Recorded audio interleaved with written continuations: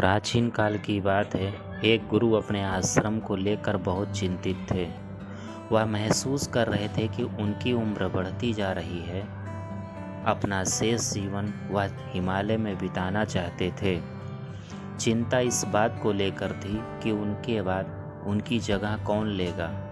वे तय नहीं कर पा रहे थे कि कौन सा शिष्य ऐसा है जो आश्रम को ठीक से संचालित करेगा। आश्रम में दो योग्य शिष्य थे और दोनों ही गुरु को प्रिय थे। आखिर उन्हें एक युक्ति सूझी। उन्होंने दोनों को बुलाया और कहा, मैं तीर्थ पर जा रहा हूँ। ये 2 मुट्ठी गेहूँ मेरे पास है। दोनों को एक एक मुट्ठी दे रहा हूँ। तुम इसे अच्छी तरह संभाल कर रखना और जब मैं आऊँ तो मुझे सुरक्षित लौटा देना। जो शिष्य मुझे अपने हिस्से का गेहूँ सुरक्षित वापस कर देगा, मैं उसे ही गुरुकुल का गुरु नियुक्त करूँगा। यह आज्ञा देकर गुरु चले गए।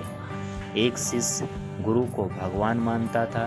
उसने गुरु के दिए हुए 1 मुट्ठी गेहूँ की पोटली बनाई और उसे पवित्र व सुरक्षित स्थान पर रख दिया। वह हर रोज उस पोटली की पूजा करने लगा। दूसरा शिष्य जो गुरु को ज्ञान का देवता मानता था, उसने 1 मुट्ठी गेहूं को गुरुकुल के पीछे खेत में बो दिया। कुछ महीनों बाद जब गुरु आए तो एक शिष्य ने गुरु को गेहूं की पोटली लौटा दी और बताया कि वह रोज इसकी पूजा करता था। गुरु ने देखा गेहूं सड़ चुके हैं और अब वे किसी काम के नहीं रहे। दूसरा शिष्य गुरु को आश्रम के पीछे ले गया और गेहूं की लहलहाती फसल दिखाकर कहा, मुझे क्षमा करें गुरुजी, जो गेहूं आप दे गए थे उन्हें मैं अभी नहीं दे सकता। गेहूं की लहलहाती फसल देखकर गुरु का चित्त प्रसन्न हो गया। उन्होंने कहा कि जो शिष्य गुरु के ज्ञान को फैलाता है वही श्रेष्ठ पात्र है।